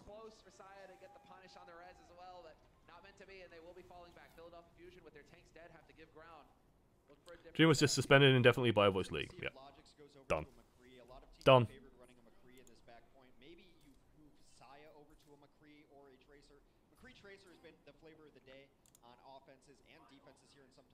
Well, he's just suspended indefinitely during the investigation. Again, innocent until proven guilty, but this seems like a slam dunk anyway.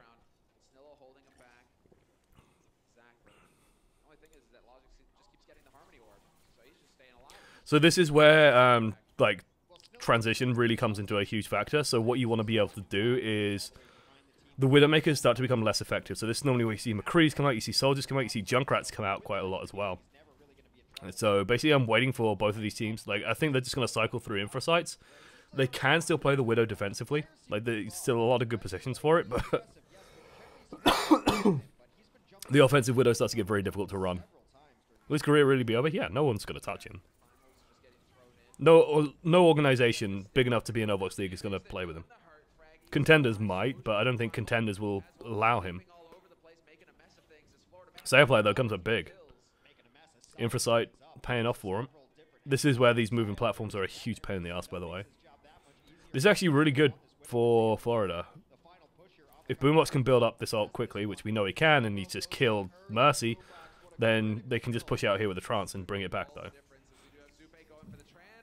Zippy ults, Boombox ults late. Still slightly too late for Poco, but... Sail player is out shooting Carpe. Manhattan gets a kill with a remake as well. Holy shit.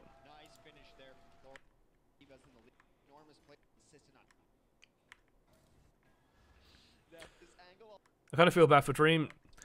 I get why you would feel bad for Dream, but that sort of shit isn't a mistake that you can make. Like, that's self-inflicted and fucking dumb.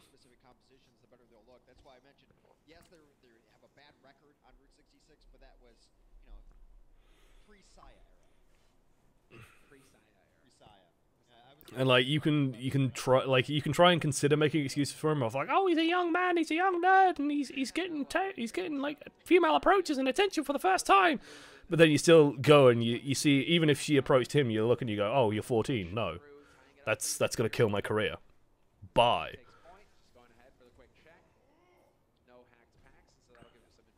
That's exactly what he's looking for, making sure there's no Sombra on the field. A hack pack there would, of course, give it away. Like, there's a zero tolerance to that sort of stuff, and for very good reason. Sail player is continuing to beat Carpe.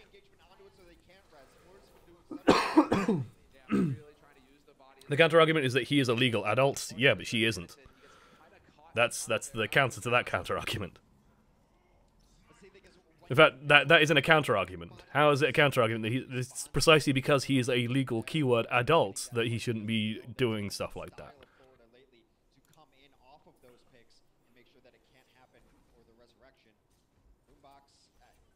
It's I've said it before and I'll say it again, it's stupid. It's a stupid reason to lose a career for. And I think any volume of moderate common sense would solve that. But I've said it before and I'll say it again. Pro players are fucking idiots.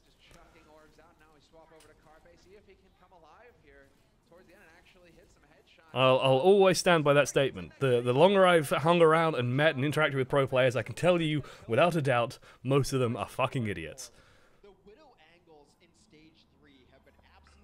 It's a counter argument to it's a counter argument to he gets attention. Okay, yes, that makes a lot more sense. I was gonna say. Yeah.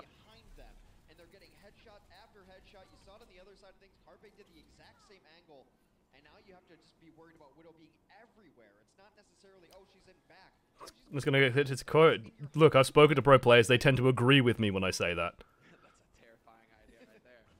They are well aware that the kind of dedication it takes to become a pro-level player and a pro gamer, it generally means that you lose a little bit on social grace. You lose a little bit on social awareness. God knows I've lost a little bit on social grace and awareness as well. I'm not exactly a social butterfly myself, but pro players make stupid decisions all the time. Some of them are miles worse than others, and this is a fucking doozy. Yeah, that's sick. That's a great defense. Only 90 seconds remain for the offense of the Philadelphia Fusion. Carpe is going to... The girl is now on the radar for all the press and the internet. I feel bad for her. It'll blow over for her in a week, I think. No one will give a shit. Dream of Diva screams. No, I don't. Savor it. Just beautiful. All right. So if Carpe can't win this Widow battle, I mean, maybe switch to McCree or something. I mean, you stay on the Widow, of course. I only say... Yeah, like this is interesting stubbornness from Philly, but I guess if you're running this comp, then maybe you have to kind of stick with it. Maybe Carpe is no birdering. Maybe he can't play Widow, Tracer, and Genji. That's one way of dealing with Widow. Beautiful res. Just this is why when casting, I try and make a point of highlighting when reses work. Manhattan's covering it, like you see the focus, the absolute focus. 3 people are now focusing this Mercy. Protection, pays off. Almost kills Fraggy in doing so. Actually does kill Fraggy. And that's gonna force Fraggy, who was trying to get in there to take advantage. Perfect He gets res. punished. Self-destruct is down for Poco, not gonna find again. Can you talk about the Widow duels? Carpe's lost quite a few. There's not too much to say. Like, if Saya player is getting into Carpe's head and winning the duels, he's winning the duels. Widow duels are relatively pure like that.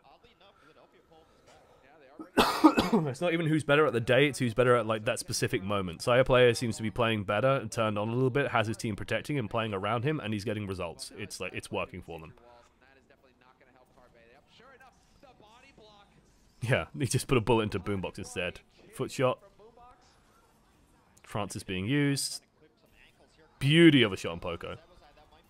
Beauty of a shot. Like, Saya player is turned up. Right? You can't say much more than, hey, Widowmaker's killing everyone. Carpe, get out! Philadelphia, they will pick up the first point by the skin of their teeth, but that has got to be one of the sickest Widow. How long do Korean teams train and how long do other teams train? Korean teams generally train more. They work a lot harder. It's just part of their culture. The Korean esports scene has evolved and is actually a lot more compassionate than it used to be. Basically, the old days of like Brood War and Casper, you got stories of like 14-hour-a-day training sessions, and you literally had people.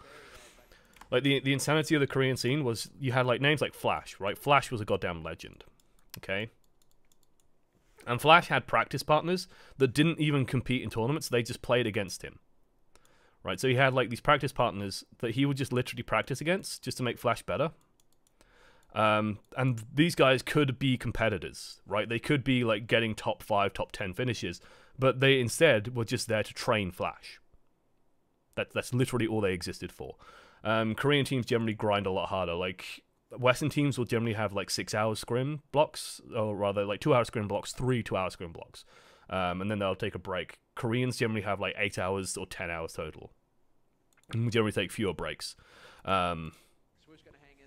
It's a mixture between cultural, it's a mixture between like, because like one of the stories I heard from Sty, for example, was one of the reasons why Spitfire are slightly resistant to doing like a lot of media stuff is because the time that they spend doing media stuff, like you have to take the players out to a location, that takes time, then you have to do stuff at the location, like let's say a full media session will take 4 to 6 hours. They think that if they spend that 4 to 6 hours practicing instead, that will give them better results. Even if it's just 4 to 6 hours out of all the practice they have, they still don't want to lose that single second of practice time. And if they lose the following days, they'll go, well, it's because we took a break. I guarantee you in the Spitfire camp right now, there's probably a number of the players probably believe they lost to NYXL in Houston because they took a week off, basically, that they needed to regenerate. So yeah.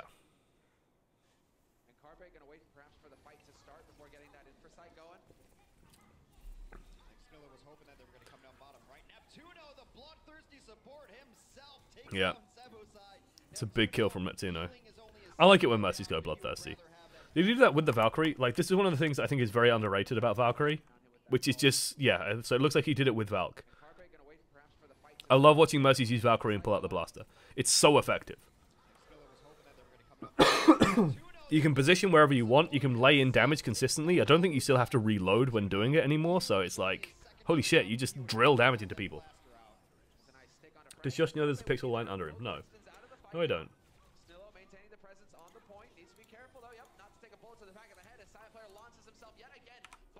There we go. So long as they stay on that payload, they are making progress. Philadelphia Fusion getting very close, and it's contested at .15 of a meter left, but it is definitely going to be it. I love it when stuff like that happens, though. I like watching Mercies go bloodthirsty. Please tell me that's the Mercy replay. Yes, it is. Yep. Like, this is, like, it's a really good way to kill Widowmakers. It's a really good way to kill Widowmakers. I mean, you remember stage 1 when Mercy was in every single meta, right? Valkyrie, super strong resurrection there. Neptuno had so many kills on his blaster that he's just taking it over. Yeah, for him, it's just like, oh, I have infinite ammo. Great. That's all I need. I can fly. I'm a flying pistol. Fusion an entire team of fraggers? Yes. Yes, they are. Fusion are a team in which the words popping off applies to every single one of them. When they're all popping off, then you're going to lose. Ugh. I don't like these bombs. I've never liked these bombs where it's like, oh, I've missed my pulse pistol clips, so now I'm going to just try and throw a bomb. They never seem to fucking work. Ever. Ever, ever, ever. These don't work. Do you think the same team's going to win World Cup? Depends a lot on the brackets. I think South Korea are going to win it again, yes. Team UK should be a lot stronger this time. I think Team UK are at least going to finish top 5.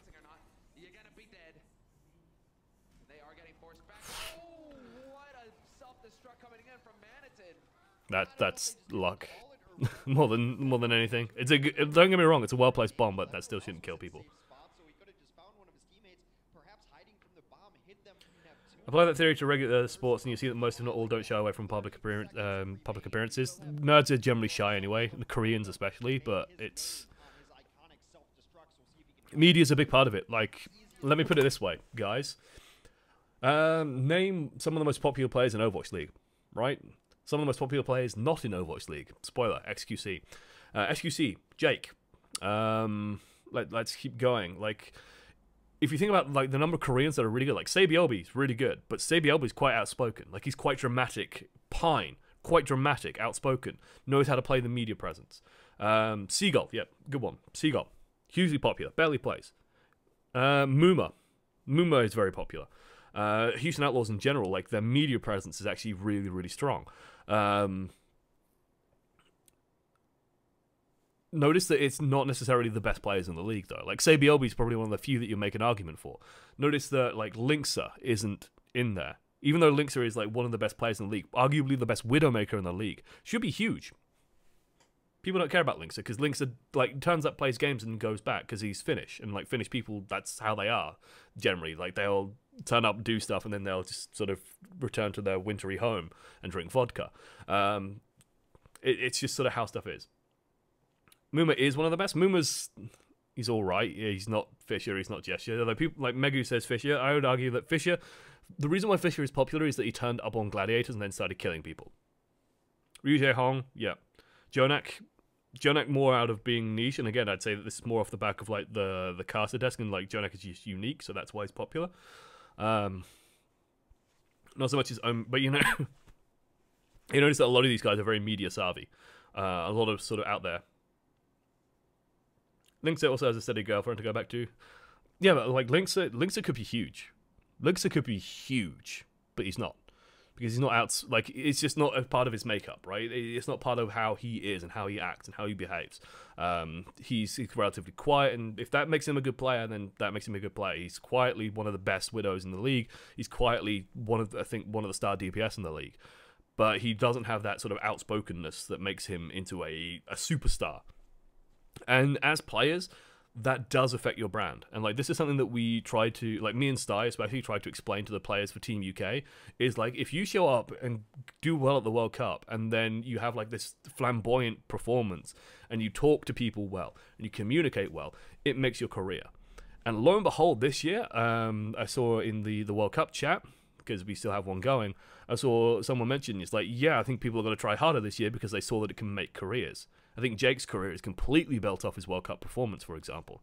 Don't get me wrong, he's a fantastic Junkrat. He's capable DPS, but if you try and proportion the amount of media attention he gets to the amount of skill he has, it's disproportionate compared to Linksa, compared to Carpe, compared to like maybe Sayer player, compared to Snill, like, no, not Snillo. Snillo's actually come out strong and had like that big intro as well, which is going to help. But you get the idea, right? You get the idea that there's an aspect to that social presence.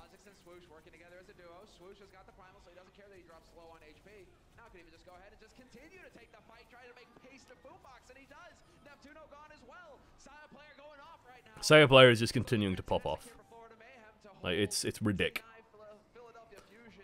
This again, I think like Carpe needed to change off this Widow a while ago.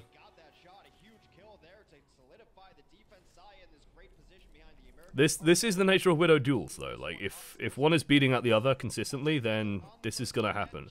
It's just, in my mind, I think it's also the job of someone else on Philadelphia to tell Carpe to swap. I hate those platforms for that very reason.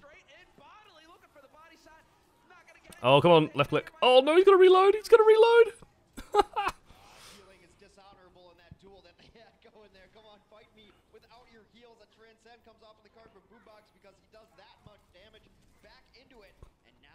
Philadelphia continues to push. They get the first couple of kills in this brawl. And again, Okay. I'm curious to see how Philadelphia fucked this up. Well, it's getting a little bit First and foremost, Carpe isn't set up in the strongest position, but I think he's nervous about Saya Player. Saya Player could absolutely just kill someone from behind here, I think, and get out here at some point in time. Sai getting back in position. yep, Carpe hasn't registered that, hey, Saya Player is still alive and behind him. Neptuno can't res him there because there's perfect cover. Saya Player just starts popping off, and oh my god. he'll be able to just completely cut the legs out from under Philadelphia Fusion. Oh my god, that bomb. That bomb is sick. Oh my friggin' lord. Under Philadelphia Fusion, and now the pressure is on. Can they deliver? And Neptuno tries to res, but it's desperation. That's done. And it's over. Florida Mayhem on the back of Saya Player. You expect Saya Player's POV to have red boxes in it? Yeah, that was disgusting. Surprise! That is That- so fun to watch. With Saya on this team, Route 16 You can see it instantly. The team strength goes and like gives him a cuddle because the man deserves it. Holy shit, what a play. some of their other players in. Florida still Have to go over and shake their hands, lads. Right. Right. The league needs more nice guys, yeah. Is there a time when the Widow should swap? Third point on attack. Route 66, I think Widow should generally consider swapping anyway. Even if you're winning, like, unless you're dominating, you should probably consider swapping at that point. The sightline, like, it's harder to get set up because the enemy Widow has such good sightlines and is so protected. So it's very difficult to get set up and get firing in that instance. And then you're following up with, like, it's very easy to dive the Widow. It's much narrower. It's like, it's too easy to put pressure on her and just shut her down completely. So she stops being as effective there. In general, you'll see stuff like Junkrats come out. A little bit like Final Point Iconvolved. You'll see like Junkrats come out, McCree's, stuff like that coming out. Fraggy's huge compared to the rest. Fraggy's a Viking. He seems to be a cool lad as well. And there's Boomers.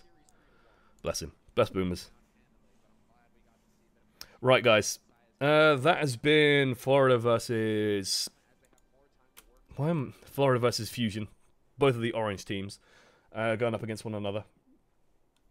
I was tempted to do a follow-up on Fusion versus Uprising and just like try and quickly go over as much as that as possible. But A, I'm sick, and B, the drama hit and the drama bomb went off. So I think that will distract absolutely everything now to do with Boss and Uprising. So good luck, Boss and Uprising.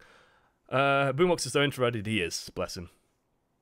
He's a quiet little lad from Durham, bless him. But he's going to do good stuff for Team UK, so leave him alone.